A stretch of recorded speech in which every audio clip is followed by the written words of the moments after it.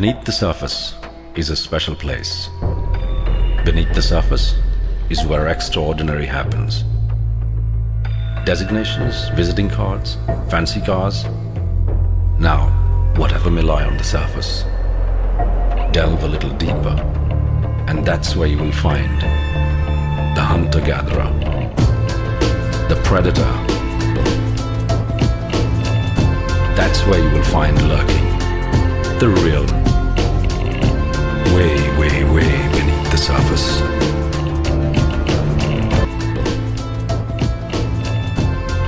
Great. Good morning, good afternoon, good evening, ladies and gentlemen.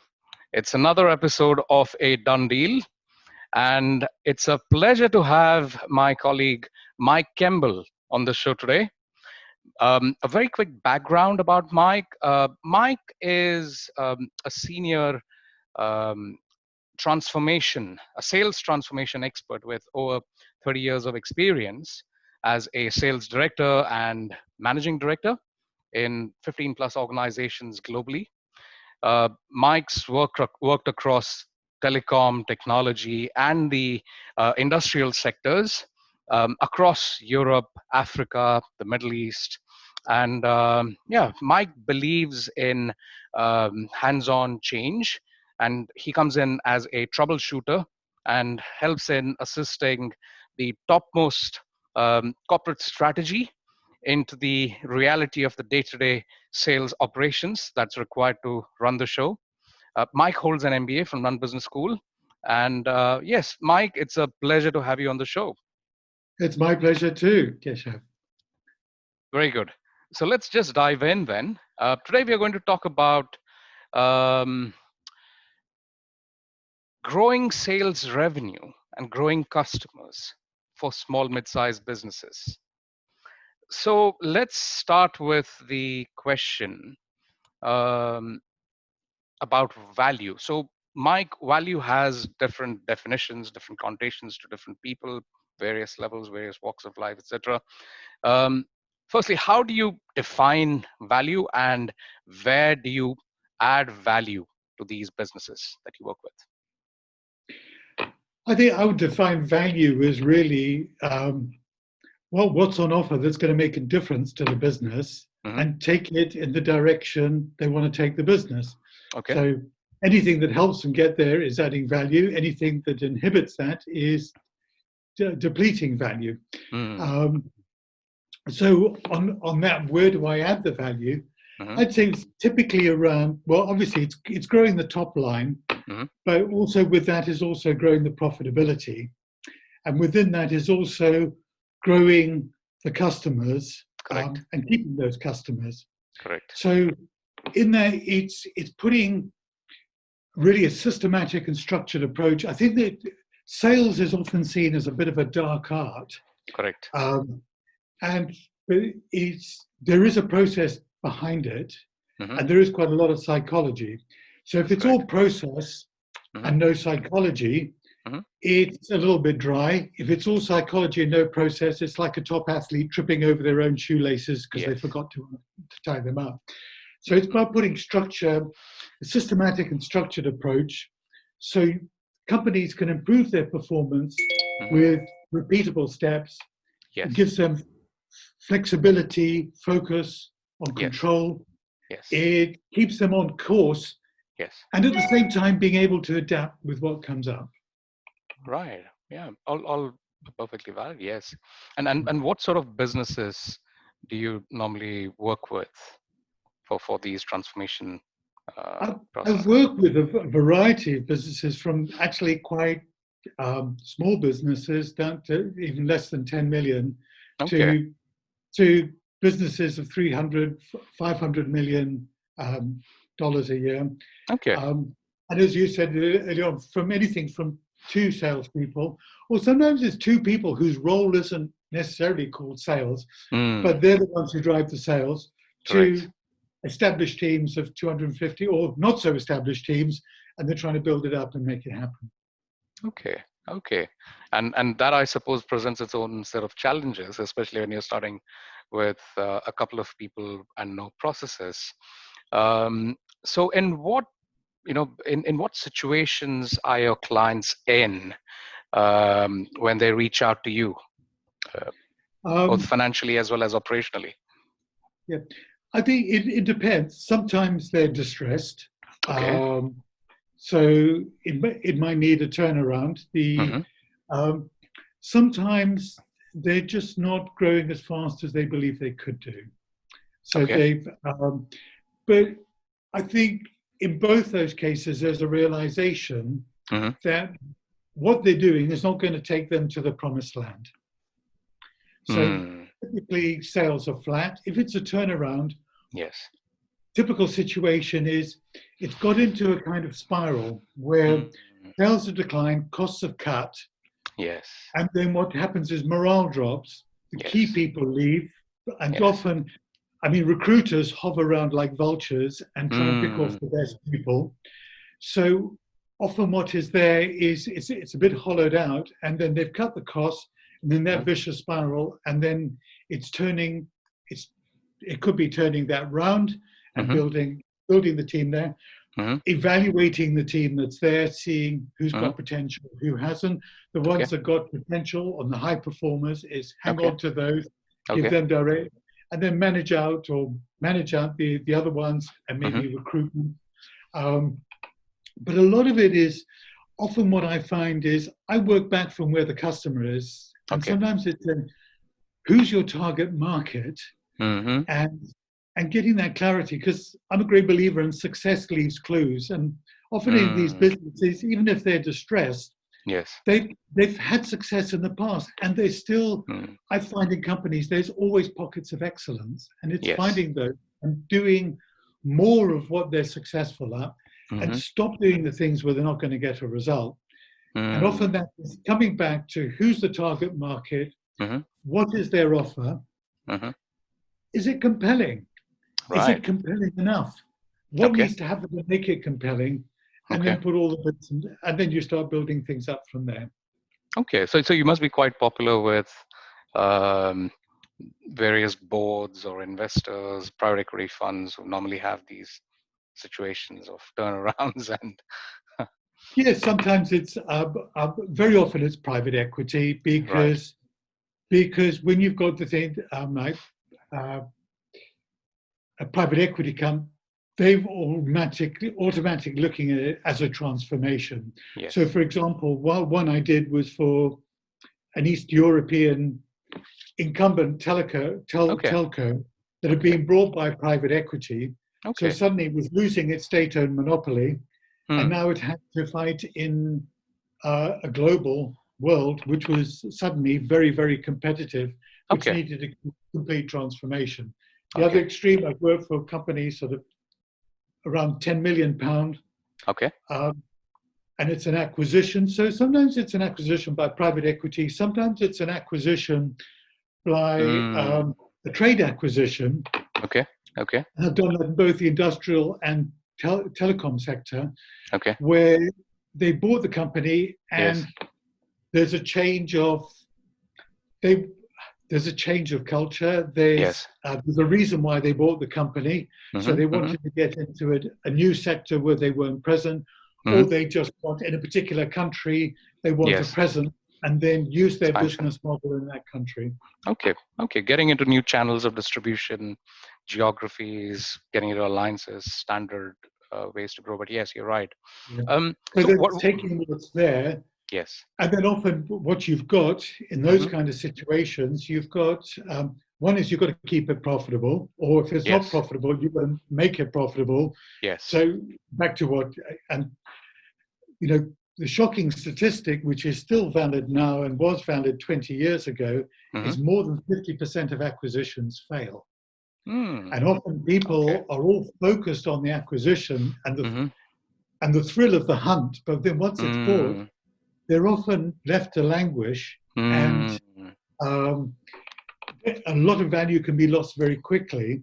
And sometimes there's misunderstandings between the parent and the acquired company. So there's, but in that meantime, you've got to keep it profitable and cash flow, particularly if private equity is involved, but also trade. Correct. and then gradually transform so you take it on the path of the reason why the company was acquired. Correct. Unlocking these synergies and creating and capturing value using various distribution channels and sectors and geographies. Yes, you're absolutely right. And often those kind of things, that's what you'll see. People see that, and they will quote these the investors and the strategic consultants that have been brought in. Yes. But the reality comes in, okay, those are nice words, they sound fine, and it helps grease the wheels for the sale. Yes. But actually making that happen with real people in real live markets on a completely different mindset is a different world. Yeah. But it's a challenge. It is, and everybody loves a good challenge. What is life without good challenges? So when you enter into when you smoke jump into such situations, Mike, what are the top 3 problems you address? And I'm sure there is some sort of a day 1 plan, a day 30 plan, a day 100 plan, but what are the top 3 problems that you look at? Typically, depending on situation, often what I find is what I'm told are the problems and the challenges are more often than they might be the symptoms, but the causes run a lot deeper.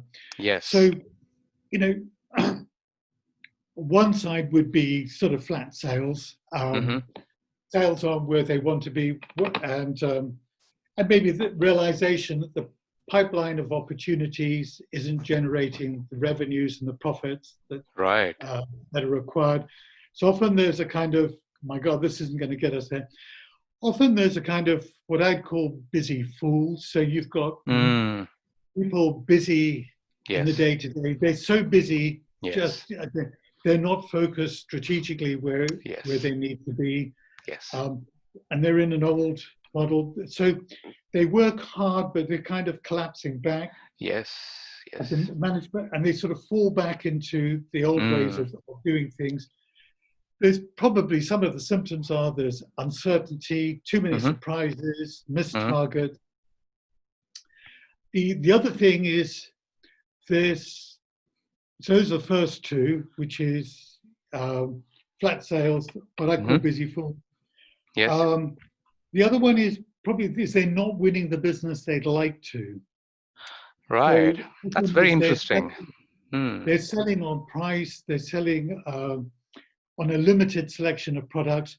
Often those they've gone down to the lowest common denominator rather than exploiting all, and that's exploiting the opportunities that the acquired company thinks they can unlock. And that means really changing behavior where the rubber hits the road. Now that third point, I think that's often not thought through. In fact, overlooked completely. Okay, that's that. And when you smoke jump into such situations, Mike, what do you tend to accomplish from your customers' point of view? Are there any red herrings that you watch out for? What goes in your mind when you speak to customers? I find, first of all, it's really important to be clear on the objectives. Okay. So one is from the people who've sent me in, what their objectives are. The other side, it's then discussing that with the people on the ground. Right. Getting their understanding of the situation first, before I find it's very important to get the other people to talk before I come in and tell them this is what's going to happen. It's very, very important to understand what's going on in their heads. Yes. What's keeping them awake at night, what they think the problems and issues are, what do they think the new parent company or the parent company or the investors want. Yes. So then from that, it's probably changing their thinking and their behavior, which in turn changes their results. And that's probably the level that I'm really working at I think looking at them and is what do they do well? What can sustain it? What are the low-hanging fruit? What is that? So it might not necessarily be strategic, but it'll give us some breathing space. It allows people to develop some confidence in themselves and in me and in the team. So it gives us some momentum. What I also like to look at is something, I call it kind of, there's a voyage of discovery. I like this quote from Orville Wright, one of the aviation pioneers, which is, if I could just quote from it, once you know what to look for, you see things you did not notice when you did not know exactly what to look for. This is when he was looking at birds and learning to fly from it.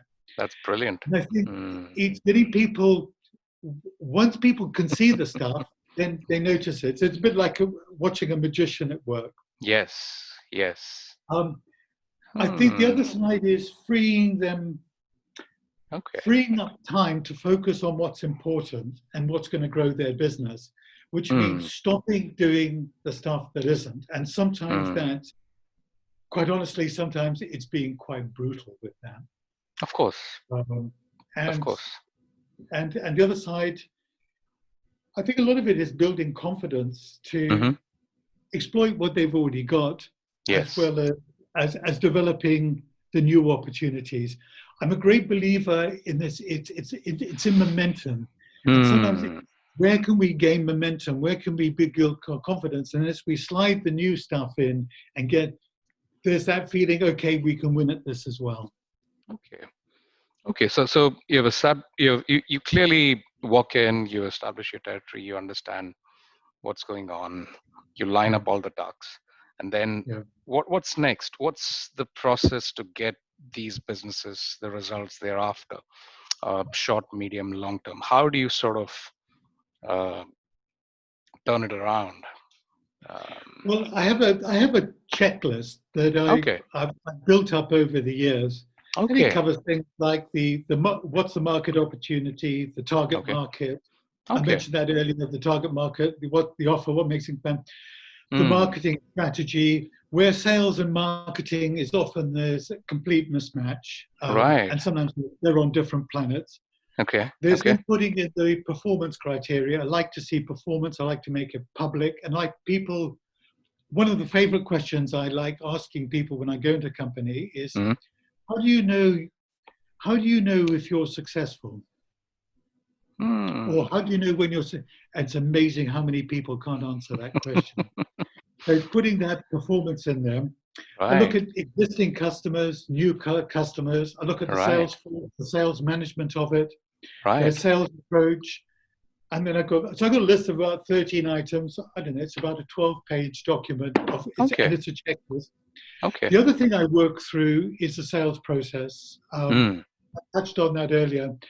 I have a sort of 7-step sales process.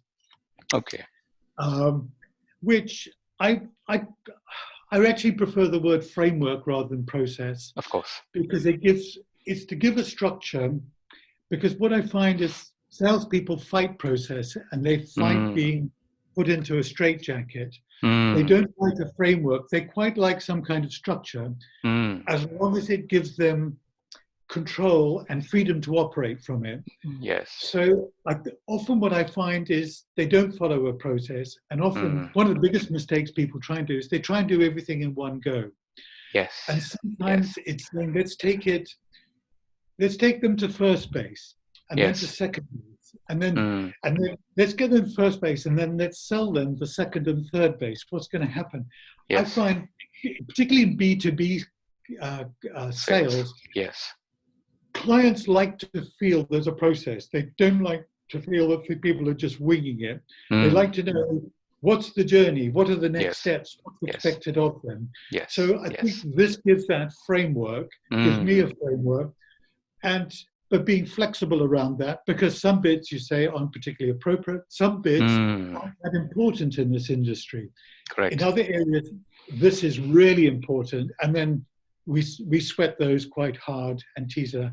I like going out with salespeople, with clients. I like to see what happens at that interaction, because what people say they do and what they actually do I'm sure you would agree with me, Keshav. Oh yes, Are absolutely. also totally different things. Absolutely, absolutely. It is different, and I suppose turnarounds, especially when it comes to sales turnarounds, are both an art and a science. On one hand, you have relationship management Absolutely.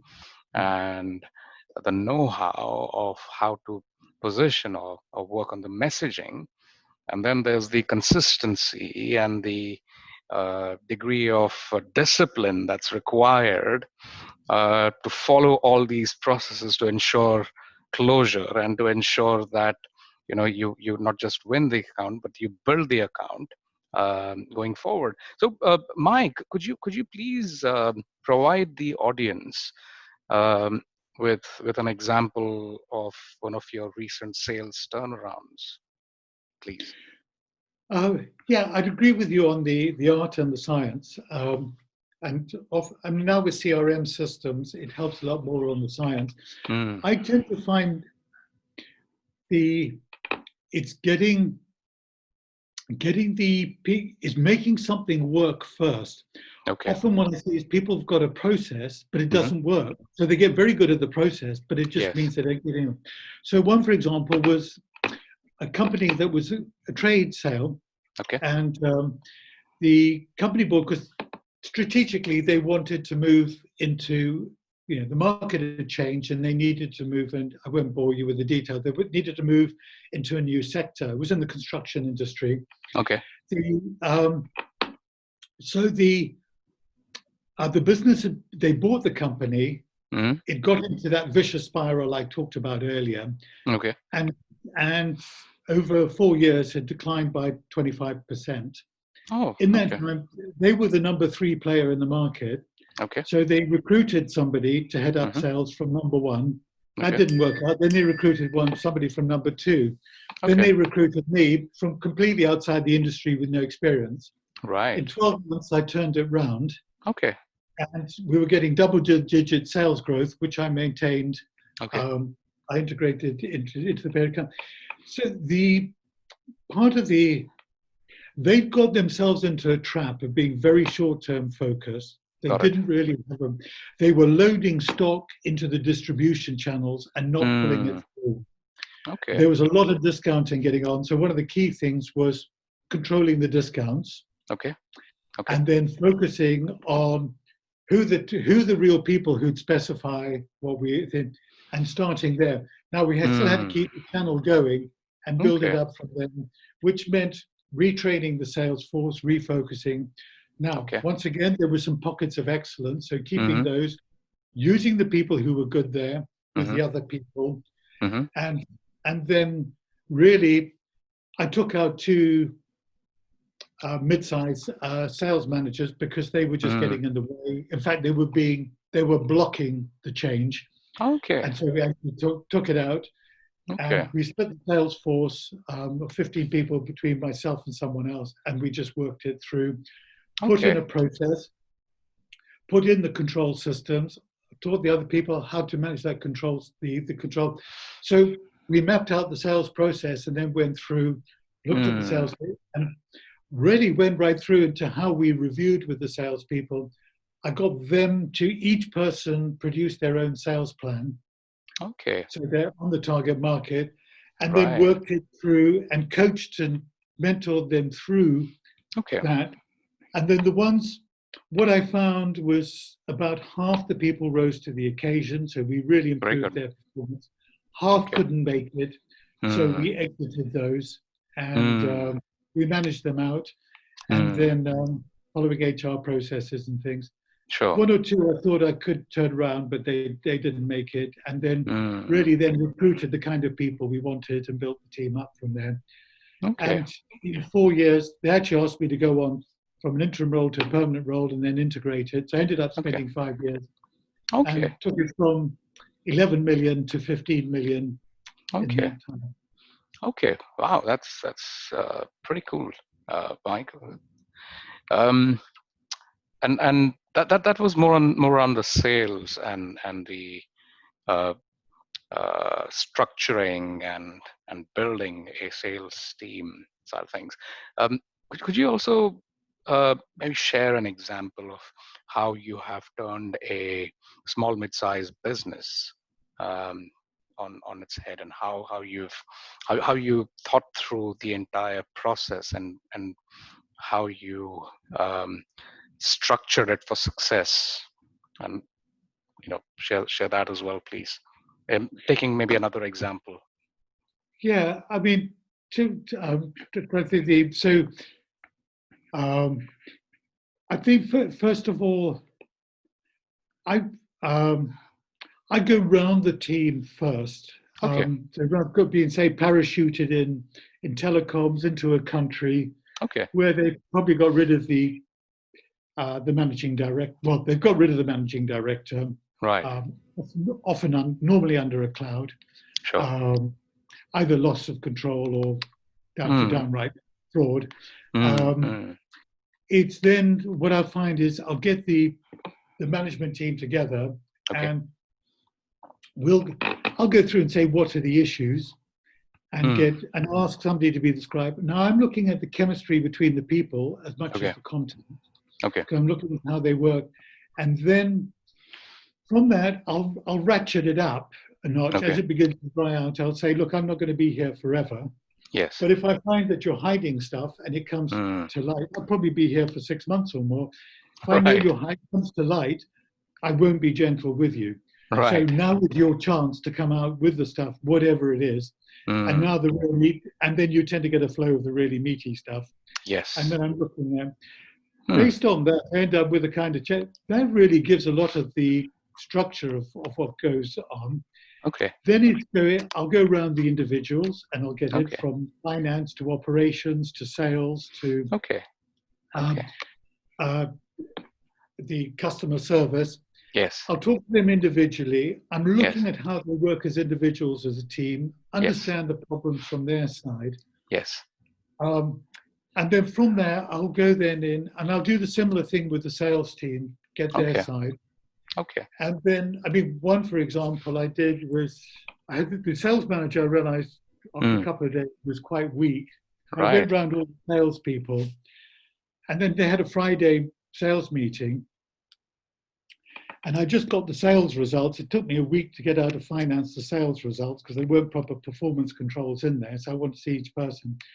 So I literally went, Philippe, the guy who was running the sales meeting, said, would I like to join? I said, yes, you run the meeting, I'll sit in on it. So I sat in on the meeting. Right. And I said, look, I'll be quiet unless I feel I need to say something, I'll raise my hand. But there was, 12 salespeople. Okay. 4 of the salespeople were dominating it. And I was looking at their results on the thing like that. And they were amongst the poorest performers. So after about 20 minutes, I said, I couldn't stand it anymore. So I just put out my hand. Okay. And Philippe said, Mike, you want to say so? I said, yeah. I said, I'm looking at the results. I've got them here. I'm happy to share with them. Okay. But really, if I'm looking at the 12 of you, there's only 2 people I'm interested in hearing from. Right. Does anybody know who they are? Right. And they all went very quiet. And I said, well, I'll give you a clue because I've noticed in the last 20 minutes, 4 people have dominated the conversation. Yes. These 2 have been looking at their watches, wondering how long this nonsense is going to go on for. There are clues that give away a lot of things, don't they? Yeah. And then and I said, it went very quiet. So I said, look, I'll save you the pain. Yes. One is Rudy and the other one is Isabel. Does anybody know why? So he went quiet again. I said, well, I'll tell you, Rudy's at 180% of target. Right. Isabel is at 120% of her target. Right. Now, you 4 who've dominated the conversation, you're struggling to hit 40% of your targets between you. Right. So if any of you want to hand in your resignation, I'd be happy to take it. Right. Well, you can't. Right. And anyway, we're very quiet. You imagine how that went down in a sales meeting. So I said, Philippe, I think I've destroyed your meeting, so I'll leave now. So I went out into my office. It broke up about 10, 12 minutes later. Right. The first person out the door was Rudy. So Rudy came in, my office door was open, and he stretched out his hand to shake my hand. And I shook his hand, and I said, thank you very much. What was that for? And he said, Mike, in the last 2 years, you're the first person who stood up to this nonsense. And I said, really? And he said, yeah. And he said, the other thing actually is I've been offered another job and I was on the point of handing in my resignation. Okay. But actually, after seeing what you did this morning, I've decided I'll stay. Phenomenal. Wow. I see opportunity. So sometimes that gives you an idea of where the rubber hits the road and then there's the usual stuff of going out with clients and everything else. Yes, I think on that note, we'll take the opportunity to thank you for being on the show, Mike. Ladies and gentlemen, that's Mike Kemball on the show.